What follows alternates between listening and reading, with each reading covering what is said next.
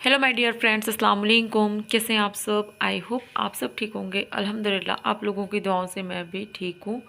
तो आ चुकी हूँ मैं किचन में और यहाँ पे फिर से इफ्तार की तैयारियाँ शुरू है।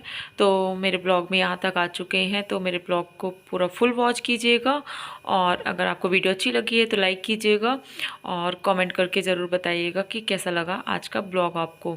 तो बने रहिएगा प्लीज़ आप लोग वीडियो में। और यहाँ पे मसूर दाल के पकौड़े बनाने हैं, तो दाल वगैरह मैंने सुबह टाइम ही पीस ली थी।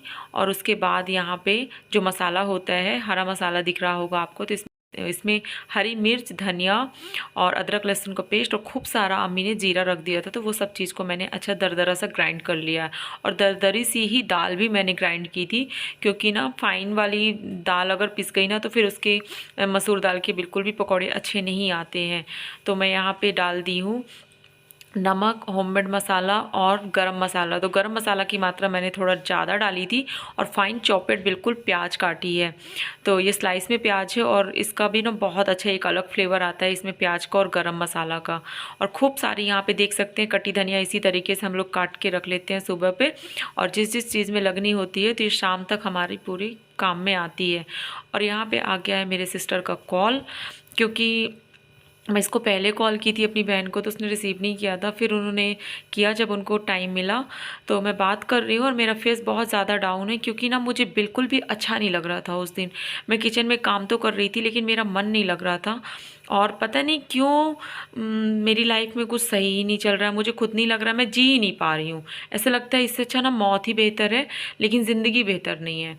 तो ज़िंदगी ना कितनी भी अगर मुश्किल में हो हम जीने की कोशिश करते हैं, लेकिन कहीं ना वो हमको ना जीने नहीं देती है।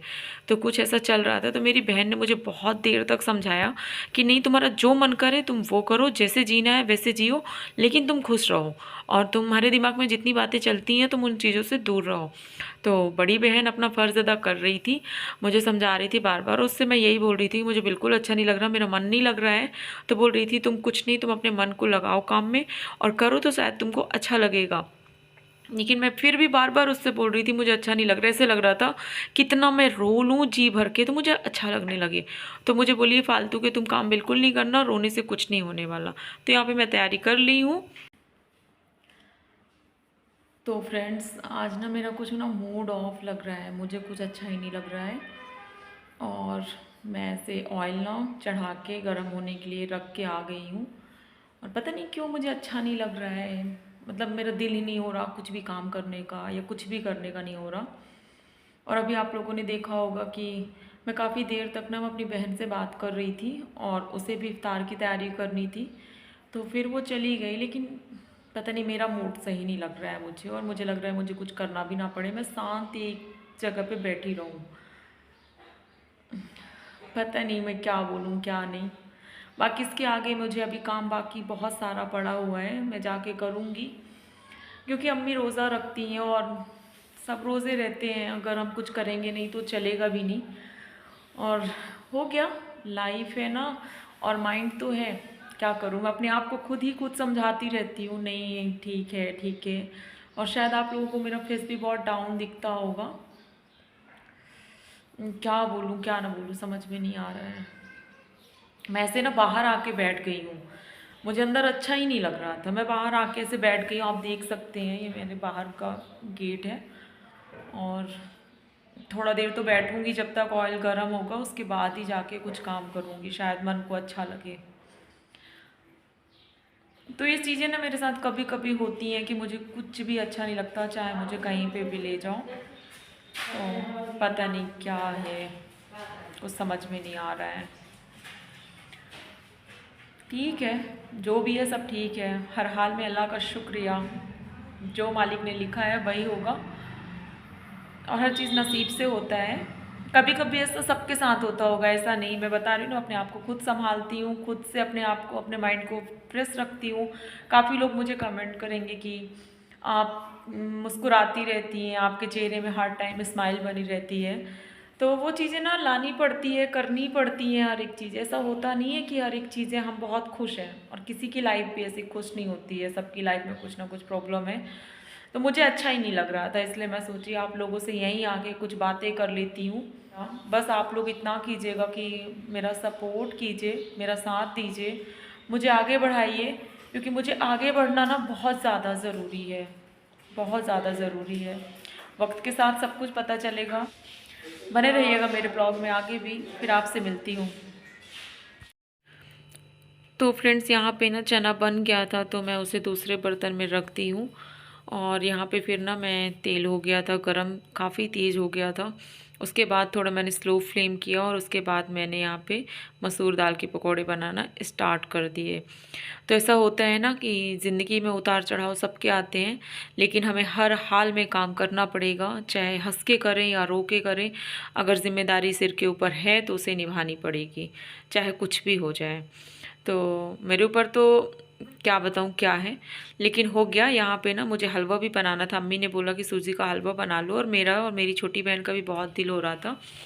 तो यहाँ पे जो चीज़ें थी तो मैंने कटिंग करने के लिए ड्राई फ्रूट निकाला, और अम्मी अपनी समझ में ना मुझे सूजी दे के गई थी, और अम्मी निकाल के दे के गई थी क्या, अचार का मसाला।